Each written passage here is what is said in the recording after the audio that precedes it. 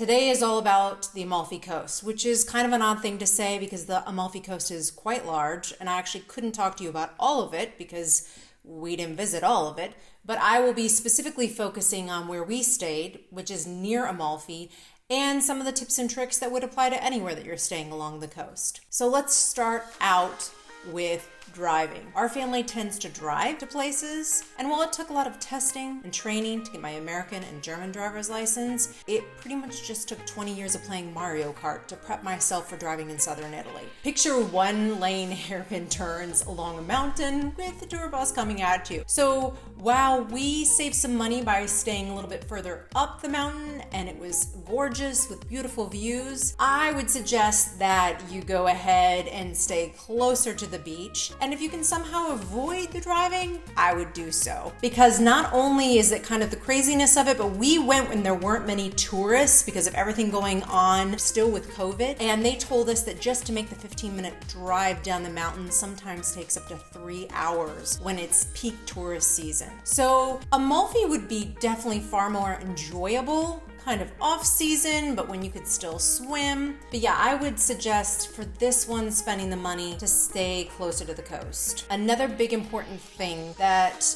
people need to understand before going to Amalfi is Amalfi actually doesn't have that many beaches because it's literally the sea coming up to mountains.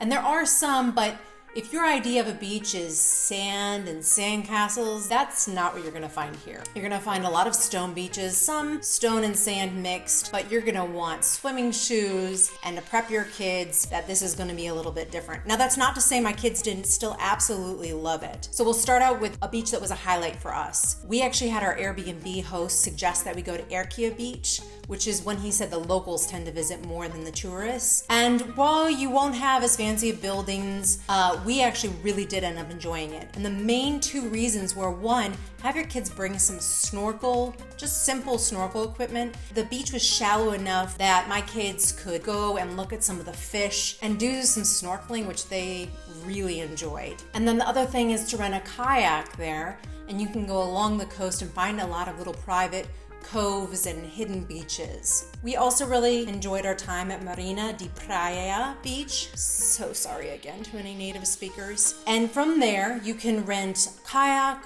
or stand-up paddleboard, and you can go over to the Grotto De Supriano, which is this beautiful little grotto. If you're not feeling comfortable with that, you can actually also hire someone to take you over. Here's a little tip, you can finagle the price a bit. And if you're taking the boat option, we suggest you also take the time to go over to the Fjord De Fiori, which is one of the only fjords in all of Italy, and it's really beautiful. Now, as for eating, there are lemon trees everywhere. You're going to get some amazing limoncello and lemon tarts and lemon everything, so I hope you like lemon. The food here is like all of Italy. It's absolutely delightful. We found the prices to be a little more on the touristy side. We actually solved that with one of our little tricks, which is going and buying food in the local markets and just making ourselves food at home or making a charcuterie board.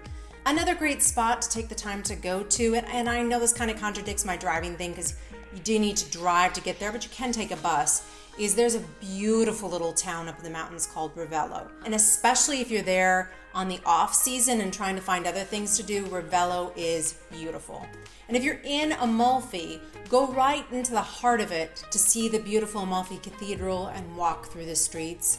So in conclusion with Amalfi, we really enjoyed it, but yet I'll be honest that it wasn't the most budget-friendly trip we've ever taken. But the views there are absolutely stunning, and it is pretty special to go see. So thanks for joining us in this little coastal tour. If you have tips from different parts of Amalfi that you went to, we were only there for 4 days, so I would love to hear other things. You can go ahead and comment. Let people know other ideas or spots that you really enjoyed. And in the meantime, don't forget to subscribe, and we will see you in the next video.